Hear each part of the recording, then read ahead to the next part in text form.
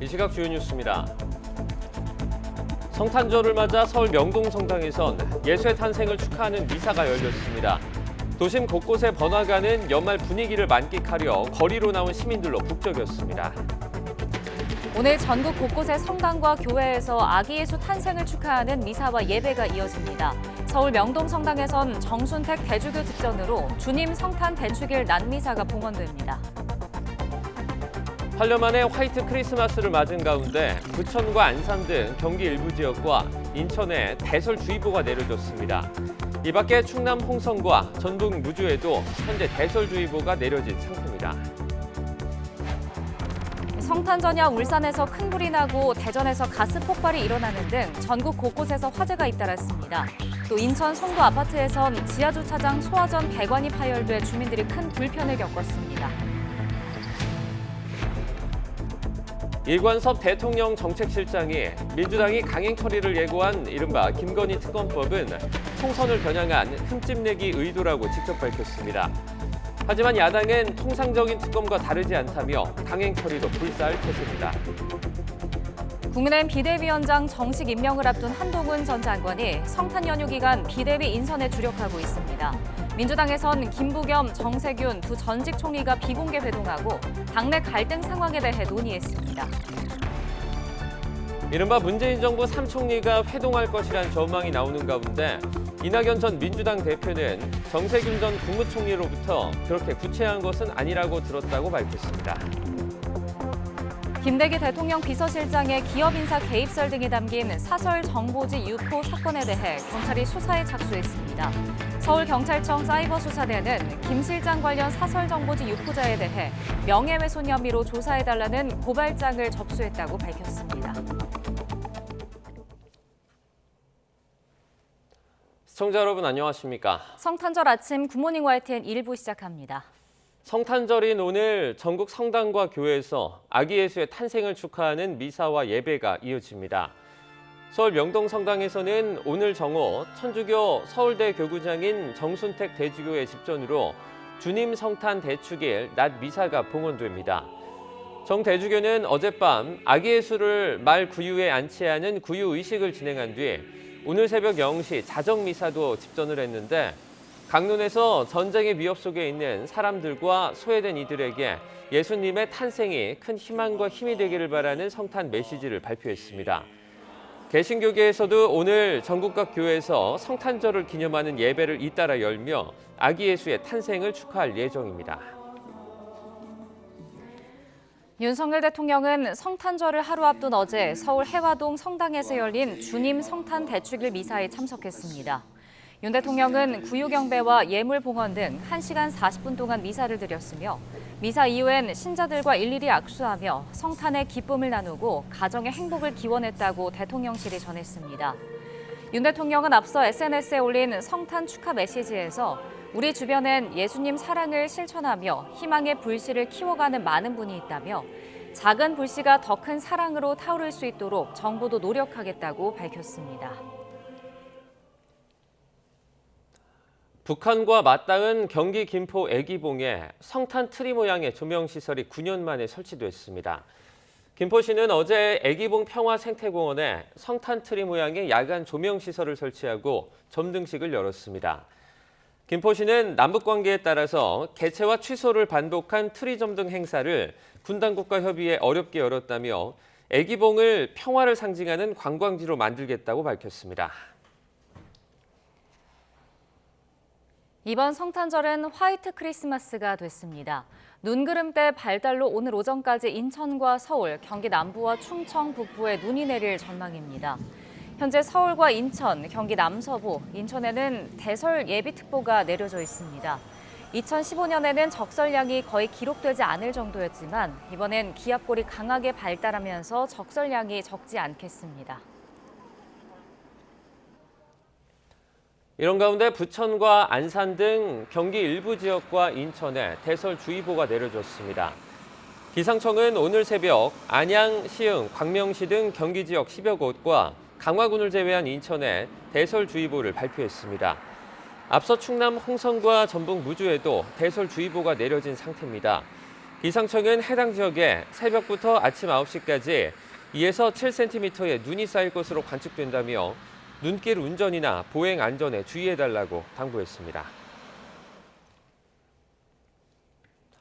성탄 전야인 어젯밤 울산에서 큰 불이 나고 대전에서 가스 폭발이 일어나는 등 전국 곳곳에서 화재가 잇따랐습니다. 인천 송도 아파트에서는 지하주차장 소화전 배관이 파열돼 주민들이 큰 불편을 겪었습니다. 보도에 차정윤 기자입니다.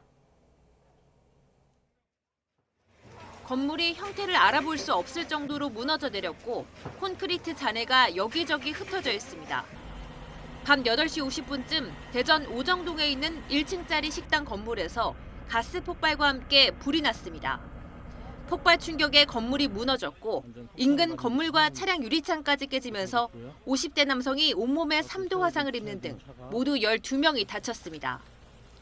경찰과 소방당국은 펑 하는 소리가 나면서 불이 났다는 목격자 진술을 토대로 사고 경위를 조사하고 있습니다. 저녁 7시쯤에는 울산 삼산동에 있는 농수산물 시장 인근 식품업체에서 큰 불이 났습니다. 다친 사람은 없었지만 불은 해당 건물과 인근 창고형 가건물까지 모두 4개 동을 태우고 5시간 만에 꺼졌습니다. 소방은 인근 자원 재활용센터에서 노동자가 절단 작업을 하던 중 불이 난 것으로 보고했습니다. 저녁 6시 반쯤 인천 송도동에 있는 아파트 지하주차장 소화전 배관이 파열됐습니다. 신고를 받고 출동한 소방당국이 곧바로 밸브를 잠가 조치했지만 지하주차장 일부 구역 바닥이 발목 높이까지 잠겼습니다. 몇 바퀴 돌았다가 지금 이제 물이 일단 안 새는 곳에 주차는 해놨습니다. 근데 이렇게 물이 많이 새 있는 곳이 많아서 지금 입주민들이 많이 당황스러우고 황당해할 것 같은 생각은 듭니다. 아파트 관리사무소 측은 한파로 얼어붙었던 소화전이 녹아 밸브 연결 부위가 느슨해지면서 사고가 일어난 것으로 보고했습니다. 자정을 넘긴 시각, 인천 송도의 또 다른 아파트에서도 지하주차장 천장에 있는 온수관이 파열돼 주민들이 불편을 겪었습니다. YTN 차정윤입니다. 비대위원장 정식 임명을 앞둔 한동훈 전 장관은 함께 지도부를 구성할 비대위원 인선에 주력하는 것으로 알려졌습니다. 쇄신 효과를 극대화할 인물이 필요하다는 요구가 당 안팎에서 나오는 가운데 일각에선 지난 2011년 박근혜 비대위 사례를 주목하는 모습입니다. 박광열 기자입니다. 한동훈 전 장관은 지난 21일 법무부 장관직 이임식 이후 공개 행보를 자제하며 당무 현안을 비공개로 보고받는 것으로 전해졌습니다. 특히 윤재욱 당대표 권한대행 등과 소통하며 비대위원 인선 문제에 힘을 쏟는 것으로 파악됐습니다. 당연직을 제외한 최대 12명에 달할 비대위원 구성을 통해 쇄신과 변화 의지를 보여줘야 한다는 의견이 당 안팎에서 나오고 있기 때문입니다. 국민을 위해서 열정적으로 헌신할 수 있는 실력 있는 분을 모시는 것이 중요하다고 생각합니다. 저는 당을 가리지 않고 다양한 생각을 가진 많은 분들을 만나야 한다고 생각합니다. 특히 총선 승리를 위해 야권과의 차별화를 요구하는 목소리가 큽니다. 민주당 86세대에 맞서 중도층과 수도권, 청년 세대를 뜻하는 이른바 중수청, 7, 8, 9세대가 전면에 나서야 한다는 취지입니다. 젊음과 새로움으로 우리 정치에서 수십 년 군림해온 운동권 정치를 물리치고 탈진영 정치, 탈팬덤 정치 시대를 열 잠재력을 가지고 있는 분입니다. 한 전 장관의 청사진이 구체적으로 알려지진 않았지만 당내에선 대표적 성공 사례로 꼽히는 지난 2011년 박근혜 비대위 모델이 다시 주목받고 있습니다. 그만큼 파격적 인선이 이루어질 수 있다는 관측이 적지 않습니다. 실제로 당시 박근혜 비대위는 경제민주화 개념을 주장한 김종인, 20대 이준석 등을 영입하며 비대위원 가운데 60%를 외부 인사로 채웠습니다. 이 여권 실세에 대한 용태론까지 적극 호응했는데 그 결과는 2012년 총선과 같은 해 대선 승리였습니다. 비장한 각오로 과거의 잘못된 행태와 과감하게 절연하고 새로운 쇄신과 변화를 이루어내야 합니다. 오는 26일 집권여당의 새 사령탑이 될 한동훈 전 장관은 오는 29일 이 비대위 공식 출범을 목표로 비대위원 인선 작업에 속도를 낼 것으로 보입니다. 한동훈호의 순항 여부를 가를 핵심 변수인 만큼 연휴 기간 어떤 해법을 마련할지 주목됩니다. YTN 박광열입니다. 이낙연 전 대표가 연말까지 이재명 대표 사퇴와 통합 비상대책위 구성을 요구한 가운데 이 전 대표와 함께 문재인 정부 총리를 지낸 정세균, 김부겸 전 총리가 그제 비공개로 만났습니다. 당내 분열 상황을 우려하며 통합을 강조한 것으로 알려졌는데 이재명 대표의 향후 행보에 어떤 영향을 줄지 주목됩니다. 김대겸 기자입니다. 지난 20일 이재명 대표와 회동에서 이낙연 전 대표와의 대화를 당부했던 김부겸 전 총리가 휴일 아침 정세균 전 총리를 비공개로 만났습니다. 두 사람은 최근 당 내부 분열 양상과 파열음을 우려한 것으로 전해졌습니다. 이낙연 신당론으로 인한 내용과 공천 적격성 평가 과정에서 불거진 잡음을 특히 거론한 것으로 알려졌는데 총선 승리를 위해 통합이 중요하다는 뜻을 거듭 확인한 것으로 풀이됩니다.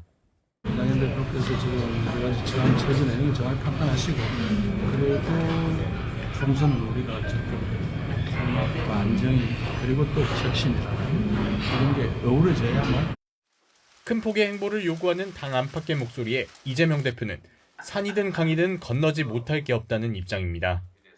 물밑에선 비주류 의원들과 소통 창구를 열어두며 이낙연 전 대표와의 만남도 계속 추진하는 것으로 파악됐습니다. 그래도 물밑에서 그것도 좀 대화가 있지 않을까 싶습니다. 그런 시도나 조율이 진행되고 있지 않을까 싶습니다. 하지만 이재명 대표의 사퇴를 전제로 통합 비대위 구성을 요구하는 이 전 대표 그리고 비주류 측과의 간극을 좁히긴 쉽지 않아 보입니다. 김대중 대통령도 이선 후퇴 여러 번 했습니다. 네. 지금처럼 사법 문제가 없어도 그랬어요. 민주당이 선거를 잘 치르기 위해서라도 조금 그런 양보가 있었으면 좋았을 텐데. 그래서 친명계 일각에선 지난 21대 총선 당시 이해찬 대표와 이낙연 전 총리가 공동선대위원장을 맡았던 모델을 중재안으로 거론하고 있지만 반대 측의 반응은 싸늘합니다. 핵심은 공천권인데 권한은 그대로 행사하고 선거 결과의 책임만 나누려는 것 아니냐고 의심하는 겁니다.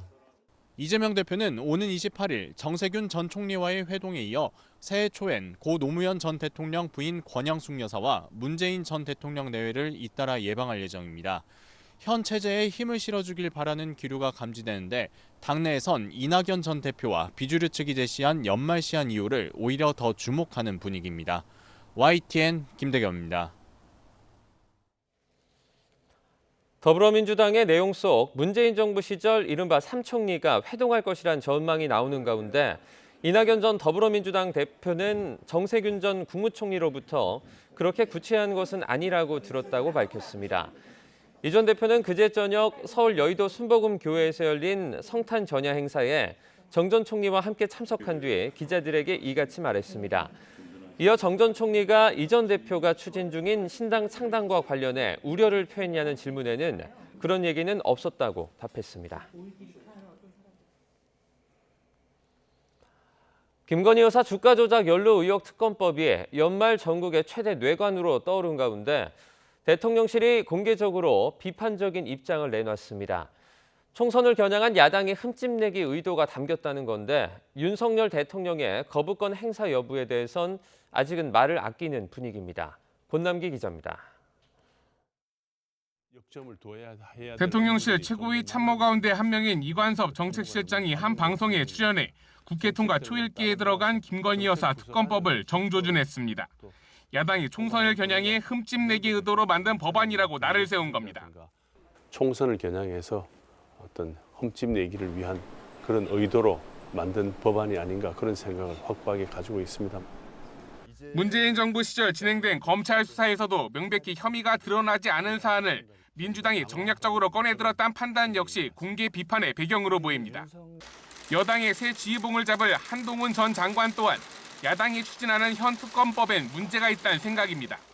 다음 총선에서 민주당이 원하는 선전선동을 하기 좋게 시점을 특정해서 만들어진 악법입니다. 하지만 민주당은 올해 마지막 본회의인 오는 28일 김여사 특검과 대장동 50억 클럽 특검 등 이른바 쌍특검법 처리를 공언하고 있습니다. 진실 규명을 촉구하며 과반 의석의 힘으로 강행 처리도 불사할 태세입니다. 특히 연휴 직후 비대위원장에 임명될 한동훈 전 장관을 향해 목소리를 높이며 여권을 싸잡아 압박하는 모습입니다. 과감하게 할 소리 해주십시오. 특검도 받자. 대통령실과 둘러싼 각종 비리 의혹 이번 기회에 털어내고 당당한 대통령과 대통령실이 되면 좋겠다. 물론 야당 주도로 김여사 특검법 등이 국회의 문턱을 넘더라도 윤석열 대통령은 거부권을 행사할 수 있습니다. 까다로운 재의결 절차를 고려할 때 노란봉투법, 방송 3법 등처럼 폐기 수순을 밟게 할 수 있다는 얘기입니다. 문제는 일반 쟁점 법안들과 달리 배우자 관련 사안에까지 대통령의 헌법상 권한을 사용할 경우 총선을 앞두고 후폭풍이 거세질 수 있다는 점입니다. 그렇다고 선거 직전 김 여사 관련 수사 진행 내용에 여론의 관심이 쏠리는 걸 덜컥 받아들일 수도 없는 상황. 아직 일어나지 않은 일이라며 거부권 행사 여부에 대해 대통령실이 즉답하지 않는 건 그만큼 고민이 깊다는 방증으로 읽힙니다.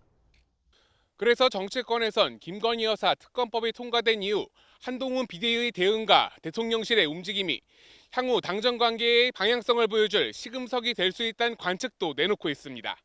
YTN 권남기입니다. 오는 28일 올해 마지막 국회 본회의에서 다뤄질 김건희 여사 특검법이 연말 전국의 뇌관으로 떠올랐습니다. 여당은 독소 조항이 담긴 악법이라며 반대 의사를 분명히 했지만 야당은 통상적인 특검과 다르지 않다며 강행 처리도 불사할 태세입니다. 어떤 말이 맞는 건지 박기환 기자가 짚어봤습니다. 국민의힘 비상대책위원장으로 지명된 한동훈 전 장관은 김건희 여사 특검을 포함한 이른바 쌍특검을 선전선동을 위한 악법이라고 비판했습니다. 특검 지명 주체가 야당으로 한정된 점과 수사 상황을 언론에 공개할 수 있도록 한 걸 대표적인 독소 조항으로 꼽았습니다. 정의당이 특검 추천하고 결정하게 돼 있죠.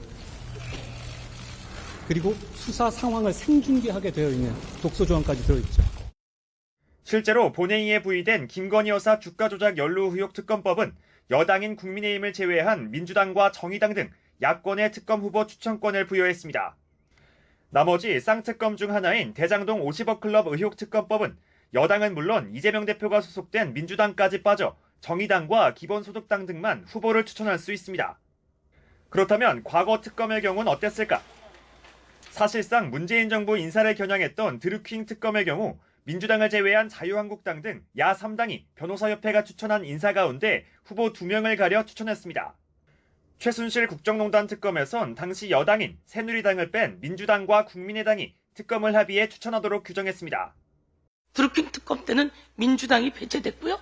최순실 특검 때는 새누리당이 배제됐습니다. 그 전에 다 했던 거거든요. 이렇게 되면 한동훈 장관이 악법 만드는 장관이고 각 당 인사들의 연루 여부에 따라 특검 추천권을 배제했던 건데 여야 모두 이해관계가 없던 이해람 중사 사망사건 특검은 거대 양당의 합의로 특검 후보를 선정했습니다. 또 다른 쟁점인 특검 수사 상황 브리핑은 과거 특검에서도 공통적으로 이루어졌습니다. 국민의 알 권리를 보장한다는 차원인데 물론 구체적인 피의 사실은 공개 대상이 아니었습니다. 일정이 그렇게 늦추거나 그러지는 않을 겁니다. 빠른 시일 내에 소환, 조사하려고 합니다. 특검에서는 상당히 그 부분을 심도 있게 지켜보고 있고 그런 부분도 만일에 수사 필요하다면 수사 대상에 포함될 수 있다고 생각됩니다. 여당이 특히 문제로 삼는 건 법안이 그대로 통과될 경우 내년 총선을 앞두고 특검 수사가 본격화한다는 점입니다. 민주당이 오는 28일 특검법 처리를 강행해 그대로 공포된다면 한 달가량의 준비를 거쳐 내년 2월쯤부터 수사가 시작되기 때문입니다. 정략적인 악의적인 쌍특검법을 아마 처리하게 될 겁니다. 민주주의 정신을 훼손한 법들이기 때문에 여당 내에선 총선 이후 가동을 전제로 한 특검법 수용 가능성이 거론되곤 있지만 민주당은 받아들일 수 없다고 못 박았습니다. 총선 후에 할 생각이었으면 총선 한참 전에 했었으면 되지 않나요? 결국은 시간을 때우고 지금 현재 위기 상황을 모면하기 위한 예산 전국이 마무리되자마자 여야는 쌍특검법 처리를 놓고 본격적인 힘겨루기를 시작했습니다. 본회의를 통과하더라도 거부권 행사 여부나 재의결 시점 등을 둘러싼 수싸움을 피할 수 없는 상황이어서 한동안 전국을 뜨겁게 달굴 현안이 될 것으로 보입니다. YTN 박기환입니다. 더불어민주당 전당대회 돈봉투 살포 의혹의 정점인 송영길 전 민주당 대표가 구속 이후 검찰 출석 요구에 연이어 불응하자 검찰이 강제 구인 카드를 꺼낼지 주목됩니다. 서울중앙지검은 구속 이후 지금까지 3차례 검찰 출석 요구에 불응한 송 전 대표에게 다시 한번 출석을 통보한 것으로 알려졌습니다.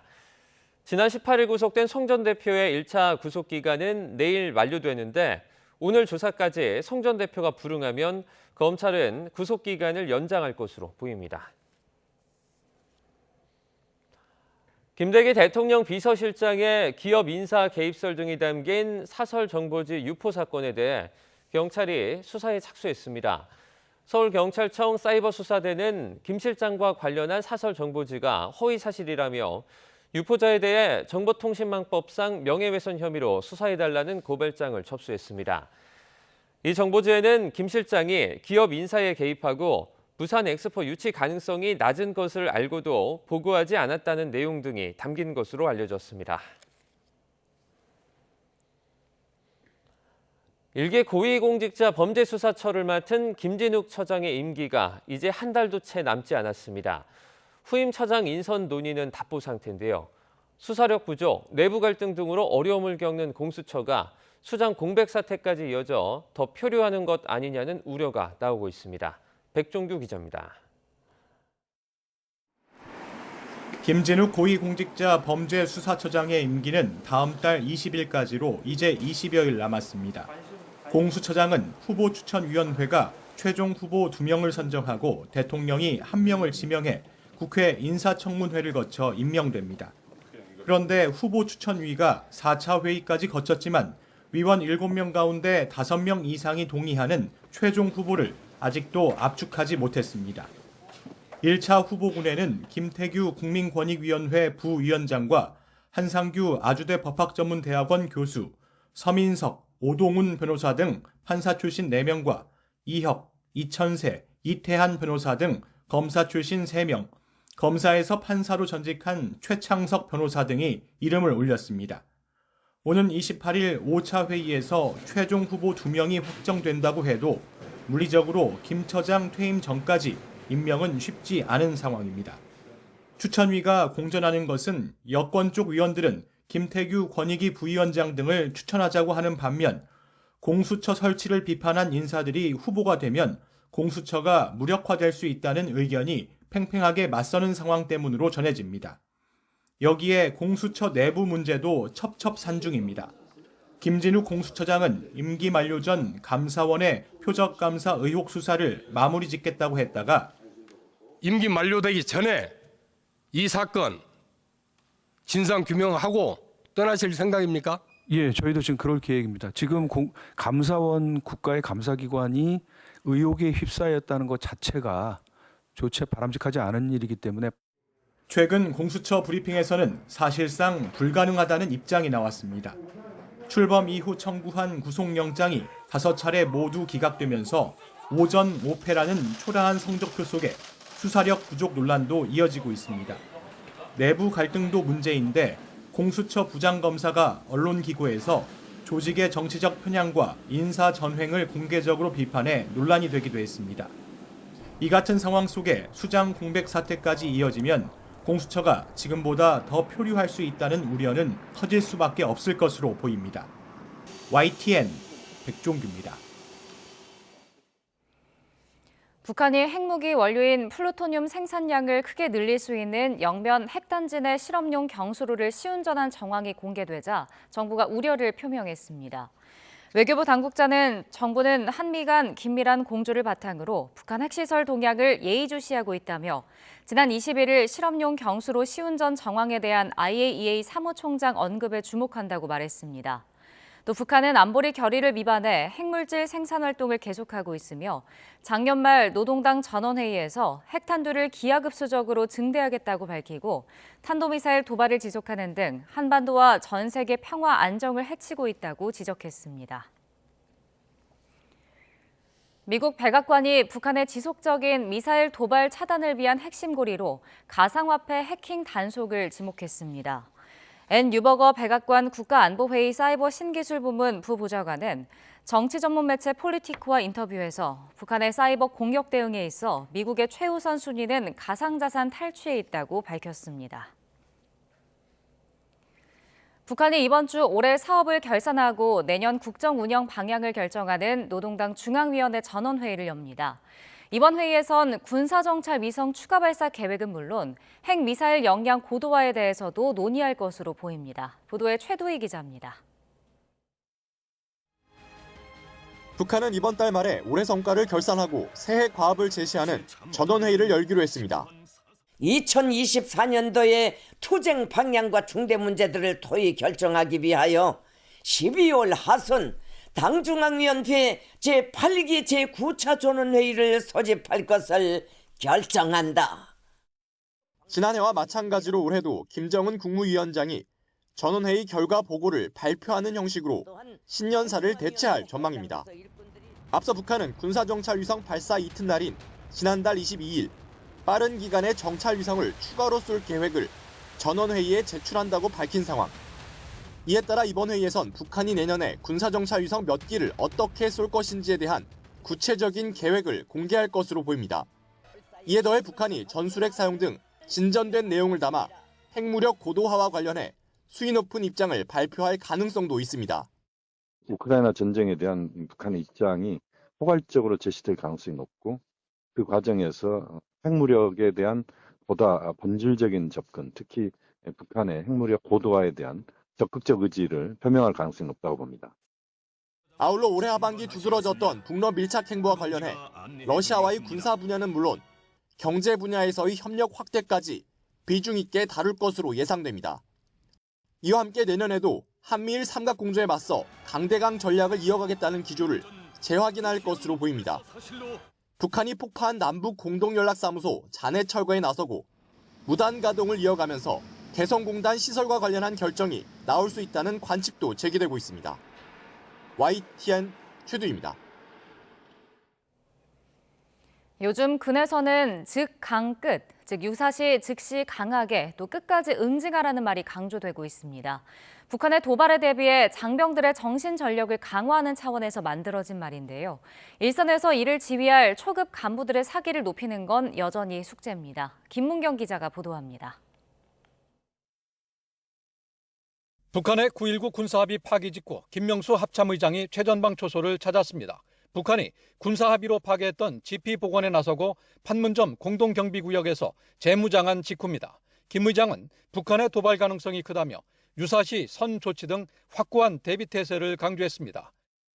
도발했을 때 여기서 도발했다, 저기서 도발했다 따지지 말고 도발하면은 여기에 있는 것은 다 끝내겠다는 거예요. 군내에서는 이 같은 대비태세의 중요성을 즉강끝 원칙으로 설명합니다. 도발 시 즉각적이고 강력하게 끝까지 응징하라는 말입니다. 만약 적이 도발하면 즉강끝 원칙으로 단호히 응징해야 합니다. 대적관과 군인 정신을 먼저 높이는 게 전투 준비의 시작이라며 정신 전력의 중요성도 연일 강조하고 있습니다. 내년에는 초급 간부용 새 교재도 만들어 지휘관 중심의 정신 전력 교육을 강화한다는 방침입니다. 하지만 문제는 군의 허리인 초급 간부의 사기와 지원율입니다.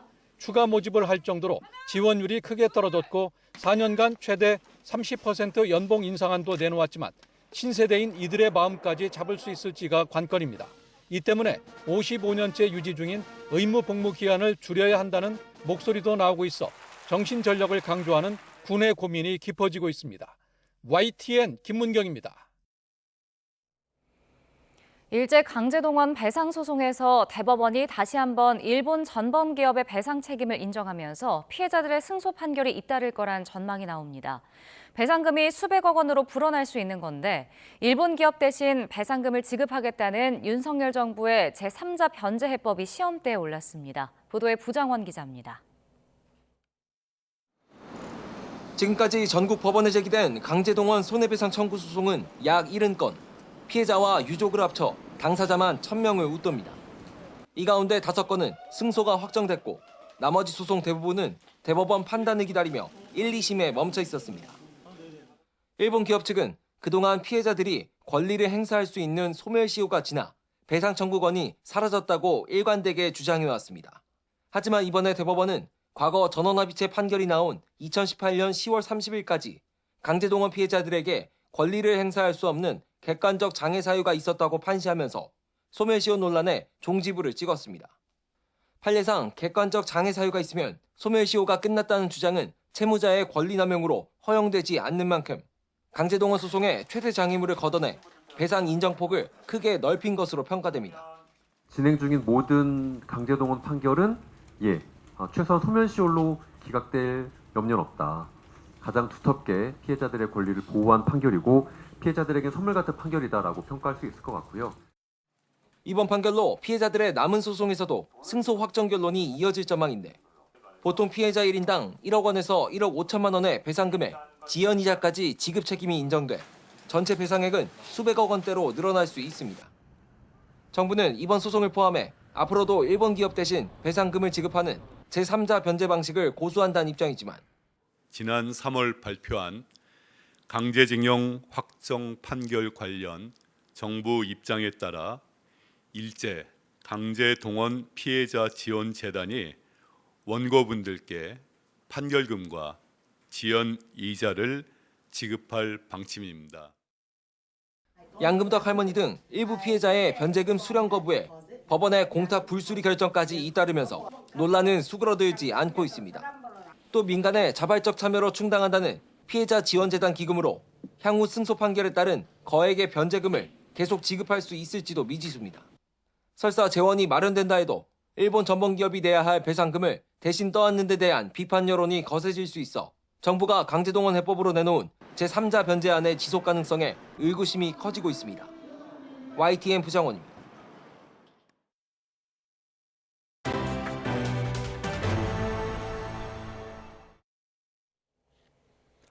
전 세계적으로 고공행진을 이어가고 있는 물가가 내년 연말쯤에는 정상 수준으로 돌아올 것이라는 전망이 나왔습니다. 월스트리트 저널은 북미와 유럽을 중심으로 물가 상승률이 예상보다 빠르게 둔화하는 현상이 향후 몇 달간 이어질 것으로 분석하며 이를 성탄의 기적이라고 묘사했습니다. 특히 최근 3개월간 근원 인플레이션이 2.2%를 기록했다며 2024년 4분기에는 팬데믹 이후 처음으로 목표치인 2%에 가까워질 것으로 내다봤습니다. 은행권이 이자를 되돌려주고 보험업계가 자동차 보험료를 내리는 등 상생 방안을 잇따라 내놓은 가운데 유통업계도 정부의 물가 안정 기조에 동참하고 있습니다. 주류업계는 소주 출고 가격을 인하했는데 식당 판매 가격에 미칠 영향은 크지 않을 것으로 보입니다. 황보혜경 기자입니다. 소주업계 1위 하이트진로가 소주값을 내렸습니다. 하이트진로는 정부의 물가 안정 노력에 동참하고자 참이슬과 진로 출고가를 기존보다 10.6% 낮췄다고 밝혔습니다. 참이슬 한 병의 출고가는 1,247원에서 1,115원으로 132원 싸졌습니다. 앞서 지난달 하이트진로는 참이슬 출고가를 6.95% 올리는 등 최근 주류업계는 원가 상승을 이유로 출고가를 줄줄이 인상했습니다. 이에 정부가 내년부터 국산 주류에 매기는 세금을 깎아 가격 인하를 유도한 겁니다. 수입 주류에 비해 상대적으로 높은 국산 주류에 대한 세부담을 경감함으로써 국내 주류 가격 안정을 유도하겠습니다. 지방 소주업체들도 법 시행을 앞두고 선제적인 인하 조치에 동참했습니다. 경남 지역 소주업체인 무학이 좋은데이 출고가를 10.6% 인하한 데 이어 전남 지역 소주업체인 보혜양조도 입세조와 보혜소주 출고가 인하에 나섰습니다. 이에 따라 대형마트와 편의점 등에서 판매하는 가정용 소주 제품 가격은 지금보다 낮아질 전망입니다. 다만 지난달 출고가가 대체로 올라 이번 인하 효과가 크지 않아 식당이나 주점 판매 가격에는 큰 변동이 없을 것으로 보입니다. 인건비라든가 뭐 이런 게 다 같이 반영돼 있는 거기 때문에 저는 그냥 그대로 유지하고 있어요. 5,000원에.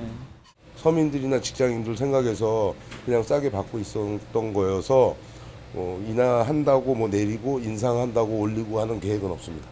소주업계 출고가 인하 조치에도 소비자 체감 가격은 그대로일 가능성이 커지면서 소비자들의 부담을 낮출 실질적인 인하 방안이 필요하다는 목소리가 나옵니다. YTN 황보혜경입니다. 근로자들의 연말정산이 다가오고 있는데요. 주택 월세 지출액이 있으면 국세청 홈택스에서 미리 현금 영수증을 신청하는 것이 좋습니다.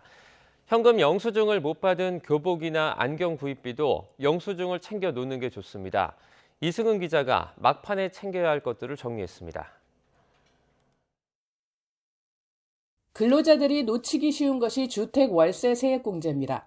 올해는 대상 주택이 기준 시가 4억 원 이하로 확대됐습니다. 홈택스를 통해 계약서를 첨부하며 현금 영수증 발급을 신청해야 합니다. 세무서에서 계약서를 검토해야 하기 때문에 올해 안에 신청하는 게 좋습니다. 총급여 7천만 원 이하 무주택 세대주 등 요건이 되면 간편하게 세액공제를 받을 수 있고 여기에 해당하지 않아도 일반 현금 영수증에 포함해 소득공제를 받게 됩니다. 쉐어하우스에서 함께 살면서 계약자인 세대주와 월세를 나눠 부담하는 경우에도 15% 세액공제를 받을 수 있습니다. 이럴 경우 주민등록 등본과 임대차 계약서 사본, 월세 이체 내역 등을 회사에 제출해야 합니다. 여윳돈이 있다면 올해는 연금계좌 세액공제를 받을 수 있는 범위의 한도가 200만 원 상향됐다는 점을 활용하는 게 좋습니다. 고향사랑 기부금은 10만 원까지는 전액 세액공제되고 선물도 받을 수 있습니다. 연말정산 간소화 서비스가 점점 편해지고 있지만 증빙을 염두에 둬야 하는 게 있습니다. 현금 영수증을 못 받은 안경이나 교복 구입비, 전자기부금 영수증을 발급하지 않는 소규모 단체 기부금은 영수증을 따로 챙겨야 합니다. 1월 15일 간소화 서비스가 열리면 조손가정은 손자, 손녀에 대한 직계비속 기본공제에 더해서 올해는 자녀 세액공제도 받을 수 있다는 점을 기억해야 합니다. 부양가족이 많은 맞벌이 부부에 유용한 서비스도 있습니다. 1월 18일부터 홈택스에서 맞벌이 부부를 위해서 부모님, 자녀 등 부양가족 공제를 받을 수 있는 모든 경우의 수를 시뮬레이션해서 최적의 공제 조합을 찾아주는 서비스를 시작합니다. 꼭 한번 이용해 보시기 바랍니다. 국세청은 해마다 연간 소득금액 기준을 초과한 부양가족을 공제하거나 부양가족을 중복 공제하는 경우, 주택이 있는데도 월세 등 주택자금을 공제하는 경우가 많다며 나중에 가산세를 무는 일이 없도록 주의해달라고 당부했습니다. YTN 이승은입니다. 내연기관 자동차 비중이 줄자 주유소는 로봇이 물품을 관리하는 물류센터 기능을 더하며 변화를 모색하고 있습니다. 하늘을 날며 선물을 전하는 산타클로스처럼 이 드론이 도심 하늘에서 물건을 배달하는 전진기지 역할도 하고 있습니다. 이승윤 기자입니다. 서울 시내 주유소에 작은 물류센터가 들어섰습니다. 가로 45cm, 세로 60cm, 높이 30cm의 물품 상자 1,800개가 벌집처럼 빼곡하게 쌓여 있습니다. 무려 16단, 8m 높이입니다. 복잡한 공간에서 로봇 6대가 테트리스 게임을 하듯 입체적으로 물품 상자들을 배송 순서대로 옮겨 놓습니다. 첫 번째는 근접성이 있어야 되고, 두 번째는 이게 배송 수단들이 자유자재로 왔다 갔다 할 수 있는 공간이어야 되는데, 어떻게 보면 그 주유소가 그 기능의 최적 위치가 아닌가라고 좀 생각이 들고. 이제는 고객에게 물품을 배달할 차례. 주유소 옥상은 드론이 출격하는 전진기지 역할을 합니다. 하늘을 날며 선물을 주는 산타클로스처럼 드론이 손님이 기다리는 물품을 배달합니다. 제가 배송을 요청한 생수가 잘 도착했나 보니까 무사히 도착했습니다. 이 드론은 최대 30분 동안 5kg의 물건을 배송할 수 있습니다. 드론 배송의 실증 사업은 이제 도심에서 이루어지며 일상으로 들어올 준비를 서두르고 있습니다. 지금까지는 5년 동안 비도심지에서 해왔고, 이제 도심지에서는 처음으로 운영을 하고 있는데요. 올해 11월부터 첫 비행을 시작해서 올해 3번째 비행이고요. 내년 12월까지 지금 계획이 되어 있습니다. 내연기관 자동차의 감소로 새로운 역할 모색이 시급해진 주유소가 우리의 생활 반경에 위치한 장점을 살려 변화를 꾀하고 있습니다. YTN 이승윤입니다. 내년부터 수능 시험에서 사회탐구 과목을 응시해도 의과대학에 지원할 수 있게 됩니다. 2028학년도 문이과 통합에 앞서 선택 과목별 진학 장벽을 없애겠다는 취지인데 형식적인 변화에 그칠 수 있다는 지적이 나옵니다. 보도에 신지원 기자입니다. 인터넷 수험생 커뮤니티에는 내년 수능에서 과학 대신 사회탐구 시험을 봐도 의대에 갈 수 있느냐는 문의가 쇄도하고 있습니다. 교육부가 2028학년도 통합 수능 시행을 앞두고 내년부터 문이과 통합형 인재 선발을 강조했기 때문입니다. 고등학교 수업에서는 이미 문과, 이과가 사라졌지만 대입에서만큼은 문과와 이과를 구분하는 현상이 작년에 이어 올해도 계속해서 나타나고 있습니다. 실제로 전국 146개 대학교가 내년부터 수능 선택 과목 제한 없이 자연, 과학, 의학 계열 지망을 허용합니다. 반드시 미적분이나 기하, 과학탐구 과목에 응시하지 않아도 이공계나 의대에 지원해 볼 수 있다는 겁니다. 이에 따라 탐구 영역에서 사회와 과학을 적절히 조합하는 전략에도 관심이 높아지고 있습니다. 과탐을 두 개 다 잘 보기가 쉽지가 않거든요. 그러다 보니까 사탐 하나, 과탐 하나 이렇게 하려고 하는 애들이 꽤 많아요. 문과생에게도 의대 진학의 문이 열리긴 했지만 입시 업계에선 형식에 불과하다는 지적도 나옵니다. 올해 수능에서 수학 선택 과목별 표준 점수 최고점 격차가 최대 11점까지 벌어진 데다 과학탐구 영역 응시자에게 가산점을 주는 대학이 많기 때문입니다. 형식적으로 넘어오게끔 해놨지만은 수학 또는 가탐에다가 가산점을 주는 상황이기 때문에 실질적으로는 넘어가지 못하도록 제재를 해놓고 있다. 선택 과목별 격차를 없애겠다는 교육부 입장에도 이과생들의 문과 침공이 이어지는 상황. 선택 과목 장벽을 없애는 시도가 문이과 수험생 사이에 유불리 논란을 잦아들게 할 수 있을지는 미지수입니다. YTN 신지원입니다. 휴일이나 야간에 초진 환자도 비대면 진료를 받을 수 있게 되면서 이용 요청 건수가 급증한 것으로 나타났습니다. 하지만 일부 의사단체들이 거부 움직임을 보이며 보건당국에 대한 고소전까지 나서면서 또 다른 갈등으로 번지고 있습니다. 김혜은 기자가 보도합니다. 시범 사업으로 진행되고 있는 비대면 진료는 지난 15일부터 대폭 확대됐습니다. 저녁 6시 이후 야간이나 휴일에 초진 환자도 비대면 진료를 받을 수 있게 되면서 첫 주말 이용자가 급증했습니다. 플랫폼 업체마다 비대면 진료가 확대되고 주말 동안 20배에서 67배까지 이용자 수가 껑충 뛴 것으로 나타났습니다. 특히 재진 환자나 의료 취약지 거주자보다 야간이나 휴일에 이용하는 환자가 압도적으로 많은 걸로 나타났습니다. 초진이 아니면은 실은 본인이 다니던 병원의 의사가 비대면 진료 보고 있어야 되니까 좀 어렵거든요, 그렇게는. 6시부터 그냥 바로 트래픽이 확 튀더라고요. 비대면 진료 수요가 높다는 점이 확인된 셈인데 실제 여론조사에서도 10명 가운데 6명 이상은 비대면 진료 확대가 필요하다고 답했습니다. 특히 디지털 문화에 익숙하지 않은 60대에서 비대면 진료 수요가 가장 높았습니다. 하지만 의사단체는 비대면으로는 진료의 한계가 크다며 강하게 반발하고 있습니다. 시진, 촉진, 타진 등 기본적인 진료 원칙을 지켜야 하는 것은 당연합니다. 비대면 진료 확대로 국민의 생명권을 놓고 실험하면 절대로 안 됩니다. 산부인과 의사회가 비대면 진료 시범 사업에 거부 의사를 보이는 등 반발이 확산하자 복지부는 병원 불참을 유도할 경우 공정거래법 위반 소지가 있다며 법 위반 시 고발 조치하겠다고 제동을 걸었습니다. 그러자 소아청소년과 의사회가 복지부 장관 등을 상대로 강요 및 협박죄로 고소전에 나서면서 갈등 양상은 더욱 격해지고 있습니다. 하지만 의료 현안에 대한 의사단체의 반발이 거세질수록 이에 대한 국민 여론도 매서워지고 있어서 의사단체가 마냥 반발만 하기에는 부담이 가중되는 모습입니다. YTN 김혜은입니다. 해마다 성탄절이 되면 저마다의 소원을 엽서에 적어서 트리에 걸곤 하죠. 벨기에선 크리스마스의 기적을 꿈꾸며 친가족을 찾는 입양동포가 있습니다. 뿌리 찾기에 간절한 마음을 담아 영상 편지를 보낸 입양동포 사연을 전해드립니다. 안녕하세요. Voilà, je m'appelle Maryse. Je suis d'origine coréenne. J'ai été adoptée en Belgique. J'ai été adoptée à l'âge de 5 ans et demi.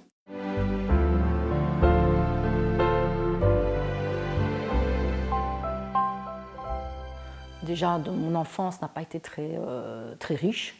Clairement, mes parents adoptifs ont eu de grosses difficultés de santé et financières.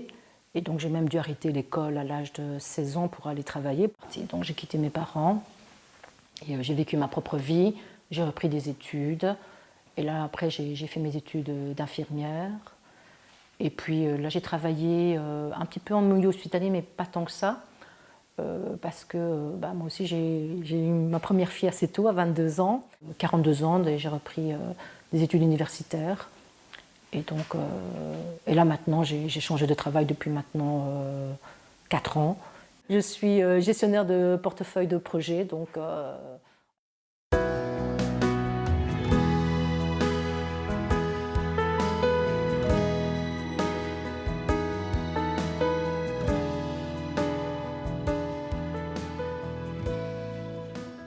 Et ici, en fait, j'ai franchi le pas, vraiment franchi le pas cette année en février, où j'ai été en fait à une petite fête organisée pour Soleal, au restaurant à Bruxelles, et j'ai découvert vraiment les gens qui travaillaient pour CAB.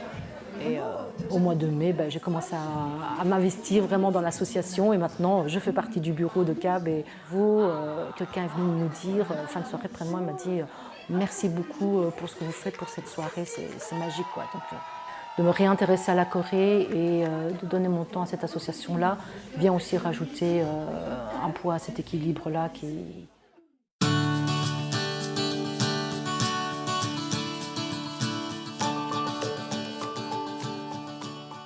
Non, je ne sais absolument rien de ma famille d'origine puisque dans mes dossiers, donc mon papa était très conservateur et donc maintenant je sais que j'ai été abandonnée à l'âge de 2 mois, donc à Pusan. Que l'on m'a retrouvée, on m'a mis dans un hôpital parce qu'apparemment je n'étais pas un bébé en super bonne santé. Ils m'ont gardée pendant 2 mois. Et puis après, j'étais admise dans l'orphelinat qui s'appelait le Sowa Orphanage. Et là, j'ai probablement été élevée là jusqu'à 5 ans et demi. Mais c'est plus un pèlerinage en fait. Ce serait plutôt ça. Si je vais en Corée, bien sûr, mettre les pieds pour la première fois en Corée depuis mes 5 ans et demi. Mais c'est surtout pour essayer de retrouver des souvenirs et reparcourir un peu ce chemin, mais à l'envers.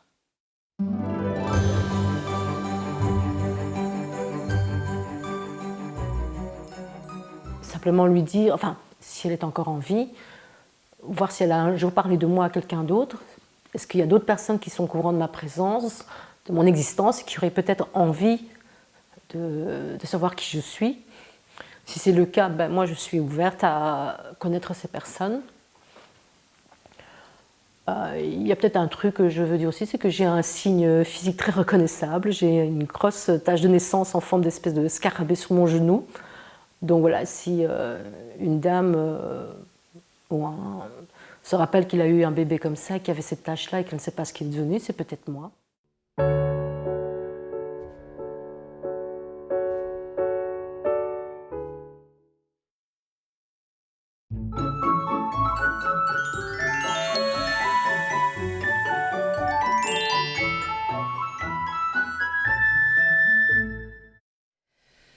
화이트 크리스마스입니다. 현재 서쪽 지방을 중심으로 많은 눈이 오고 있습니다. 서울과 경기 남부, 강원 산간을 중심으로는 대설주의보도 내려져 있는데요. 오전까지 서울과 경기 남부, 충청에는 최고 7cm의 많은 눈이 예상됩니다. 눈길 사고 없도록 차간 간격 넉넉히 두고 이동해 주시길 바랍니다.